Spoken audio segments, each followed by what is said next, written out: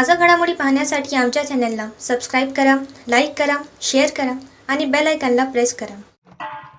वामन अण्णाराव कापडगावकर यांनी आजच्या दिवशी ही गांधी चरित्रावर प्रदर्शन ठरवलेलं आहे. A7 न्यूजमध्ये आपले स्वागत. निर्भय बनोच्या सभेत डॉक्टर चौधरी व ॲडव्होकेट सरोदे यांचे आव्हान. राष्ट्रपित्याला ज्यांनी मारले, ज्यांनी राष्ट्रगीताचा द्वेष केला आणि स्वातंत्र्यानंतर 55 वर्ष राष्ट्रध्वज नाकारला, तेच आज आपल्याला राष्ट्रवाद शिकवत आहेत. पण त्यांचा राष्ट्रवाद खोटा असून द्वेषाचे वातावरण तयार करणारा आहे. राक्षसी महत्त्वाकांक्षा बाळगणाऱ्या अशा प्रवृत्तींना येणाऱ्या निवडणुकीतून हद्दपार करा, असे आवाहन सामाजिक कार्यकर्ते डॉक्टर विश्वंभर चौधरी आणि ॲडव्होकेट असीम सरोदे यांनी केले. निर्भय बनो विचारपीठाच्या वतीने मंगळवारी सायंकाळी कल्याण मंडपम हिंगोली येथे जाहीर सभा पार पडली. ॲडव्होकेट सतीश देशमुख अध्यक्षस्थानी होते, तर प्रमुख पाहुणे म्हणून पत्रकार संजीव कुलकर्णी नांदेड हे होते.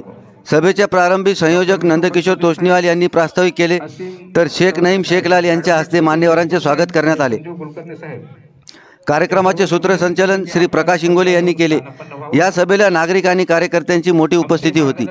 माजी आमदार डॉक्टर संतोष टारफे, माजी आमदार पंडितराव देशमुख, नागेश पाटील आष्टीकर, तसेच विद्यमान आमदार प्रज्ञाताई सातव, डॉक्टर शुभांगी अंकुश देवसरकर, अयोध्या पौळ, माजी न्यायाधीश ॲडव्होकेट PK पुरी, ॲडव्होकेट गिरी, श्री मनीष आखरे, श्री गोपू पाटील, इकबाल जावेद, शेख नौमान, नवेद नईम, शेख कलीम उर्फ गुड्डू, अनिल नेनवानी, अनिल पतंगे, संदेश देशमुख, पवन उपाध्याय, प्राध्यापक Ahmed Rahim, Sanjay Darade, Shri Akshay Dakore, Usha Wathore, doctor Dnyaneshwar Dhaygude, Haji Abdul Khuddus, Dilip Desai, Saad Ahmed, Balasaheb Magar, advocate Sahebrao Shirsat, doctor Jyoti Wadwe, Shrimati Vanita Gunjkar, Shrimati Sunita घोडगे, doctor LD Kadam, doctor Dilip Naik, Ravindra Wade, Jyotipal Ranveer, Khanderao Sarnaik, Vijay Kumar Kamble, Trimbak पोगे, Ramesh Khandare, हाजी असगर अली खान, हाजी शेख अनवर, शेख जुबेर मामू, ॲडव्होकेट रावण धाबे, सुखदेव बलखंडे, शत्रुघ्न जाधव, सोळंके, संजय टाकळगवानकर, दादाराव शिंदे, जयाजी पायकराव, शेख फैजान, शेख उबेद हेही श्रोत्यामध्येच विराजमान होते.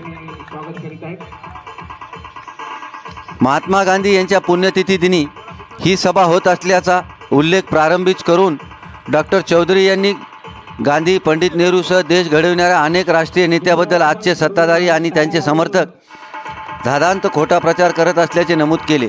या नेत्यांनी यशस्वी केलेला स्वातंत्र्यलढा मोदी, शाह यांना पुसायचा असून खऱ्या इतिहासाचे त्यांनी विद्रुपीकरण केले आहे, असा आरोप चौधरी यांनी केला. ते पुढे म्हणाले की अधिकाधिक भारतीय नागरिकांनी लोकशाहीला निर्माण झालेले धोके समजून घ्यावेत आणि येत्या लोकसभा निवडणुकीत भाजपला पराभूत करावे, हा या चळवळीचा स्पष्ट उद्देश आहे. शहरी भागातील पगारदार वर्ग यानं सरकारचा पराभव करू शकणार नाही, पण देशातील शेतकरी आणि कष्टकरी वर्गच त्यांना पराभूत करू शकेल. शेतकरी आणि शेतमजुरांची स्थिती अत्यंत गंभीर आहे. मोदी सरकारच्या काळात अदानी हा एकमेव उद्योगपती देशाचा मालक होत चाललेला आहे. या सरकारला पुन्हा संधी मिळाली तर पुढील 5 वर्षात संबंध देशाचे अदानीकरण होण्याचा धोका आहे. अलीकडच्या काळात राम मंदिरावरून सुरू असलेल्या धार्मिक राजकारणावर डॉक्टर चौधरी यांनी कडाडून टीका केली. आमचा रामाला विरोध नाही, मंदिरालाही नाही. आमच्या मनातला राम कुटुंबवत्सल आहे, त्याच्याबद्दल तुमच्याकडून शिकण्याची कोणालाही गरज नाही, असे त्यांनी नमूद केले. ॲडव्होकेट असीम सरोदे म्हणाले की ही चळवळ कोण्या व्यक्तीविरुद्ध नाही, तर घटनात्मक पदावरून सुरू असलेल्या दडपशाही विरुद्ध सुरू झालेली आहे. ही प्रवृत्ती बलाढ्य आहे. पैशाच्या बळावर राजकारण केले जात आहे. अशा प्रवृत्तीला आता देशाच्या राजकारणातून तडीपार करण्याची वेळ आली आहे. कुटील राजकारणाला हरवायचे असेल तर जनतेला संघटित व्हावे लागेल. भाजपने देशात राक्षसी दबावतंत्र सुरू केले आहे, त्यामुळे प्रत्येक नागरिकाने हे दबावतंत्र झुगारण्याची वेळ आता आली आहे. राज्यातील सत्तांतरण म्हणजे भाजपने केलेला विषारी प्रयोग होता. त्यातून लोकशाहीची थट्टा झाली असून या सत्तांतरातील एकनाथ शिंदे यांच्यासह त्यांचे सारे सहकारी घटनाद्रोही आहेत. हिटलर यांच्या काही सवयी आणि आवडीनिवडी उपस्थितांसमोर सांगत सरोदे यांनी हिटलर आणि मोदी यांच्यातील सारथम्य दाखवून दिले. कार्यक्रमाचे सूत्रसंचालन प्रकाश इंगोले यांनी केले, तर शेवटी आभार शेख नईम शेखलाल यांनी मांडले.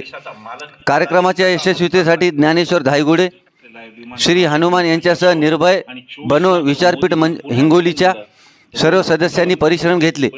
कार्यक्रमास मोठ्या संख्येने महिला, पुरुष, वकील, प्राध्यापक, पत्रकार, व्यापारी, विविध पक्षाचे पदाधिकारी, आजी माजी, लोकप्रतिनिधी मोठ्या संख्येने उपस्थित होते. कळत नाही, त्यांचे सगळ्यांचे होयबा झाले, त्यांनी फक्त हात वर करायचा आहे. त्या संसदेत राहुल गांधी देशातले पहिले पंतप्रधान आहेत. मोदीजी यांच्या नावावर अनेक रेकॉर्ड आहेत, अनेक विक्रम आहेत मोदीजींच्या नावावर. मौनी मनमोहन सिंगांनी आपल्या कारकिर्दीत 117 पत्रकार परिषदा घेतल्या, म्हणजे महिन्याला एक. मोदीजी पत्रकारांना खूप घाबरतात.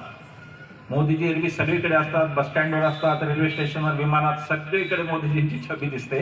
ते फक्त एका ठिकाणी दिसत नाहीत, म्हणजे पत्रकार परिषदेत. कारण त्यांना प्रश्न विचारण्याची भीती वाटते, की पत्रकार प्रश्न विचारतील अशी त्यांना भीती वाटते, आणि म्हणून ते तिथे दिसत नाही.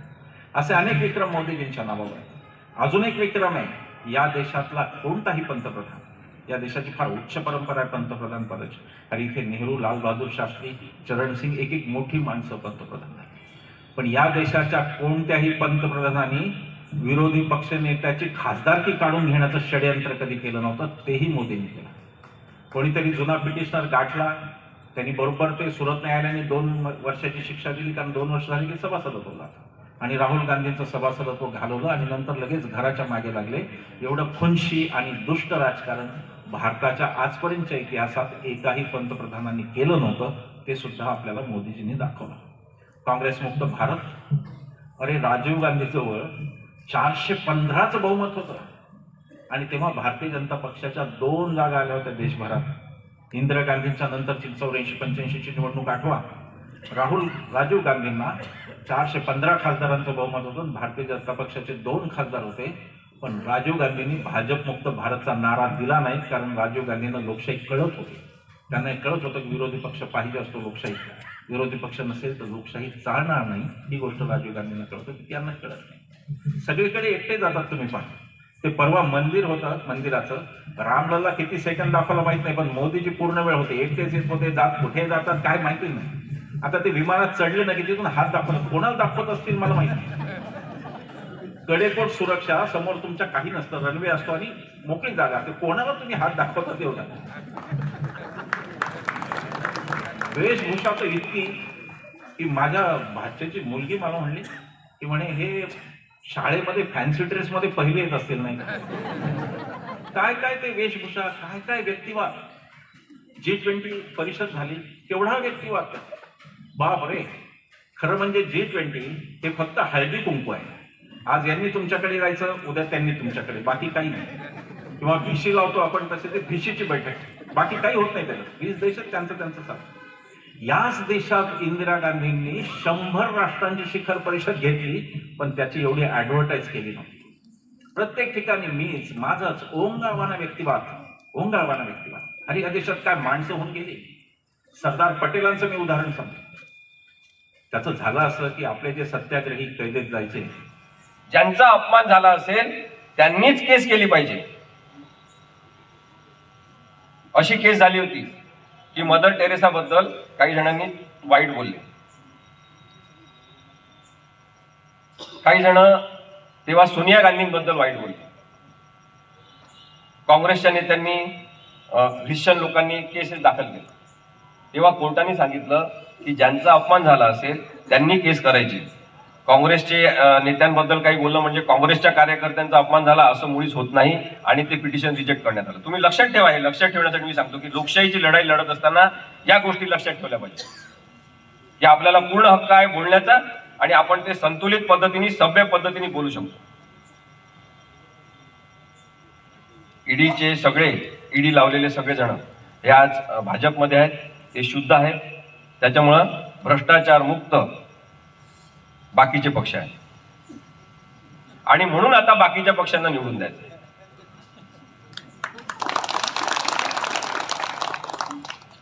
ईव्हीएम हे खूप मोठं राजकीय षडयंत्र आहे. मला आता कोणीतरी सांगत होतं की काहीतरी 24 मशीन लावू शकतात, काहीतरी काय नाही 200 काहीतरी 243 का काहीतरी मशीन लावू शकतात एकूण, म्हणजे ईव्हीएमच्या मशीन 450 काहीतरी आकडा आहे. तर त्याच्यापेक्षा जास्त जण आपण उभे करायचे आणि आपण यांची पंचायत करायची की यांच्याकडे मशीन लावायला नसल्या पाहिजे आणि यांनी बॅलेटवर मतदान घेतलं पाहिजे. ते नरेंद्र मोदी छाती टाकून ठोकून सांगतात मैं अकेला एक अकेला हूं, मी अकेलाच काफी आहे वगैरे असं. असेल तुमच्यामध्ये एवढी हिंमत तर मग बॅलेट पेपरवर इलेक्शन घ्या. विश्वंभर सांगेल, मी त्या दिवशी पुण्यात नव्हतो, त्यांनी कार्यक्रम घेतला होता, एक मोठे सायंटिस्ट आले होते, त्यांनी ईव्हीएम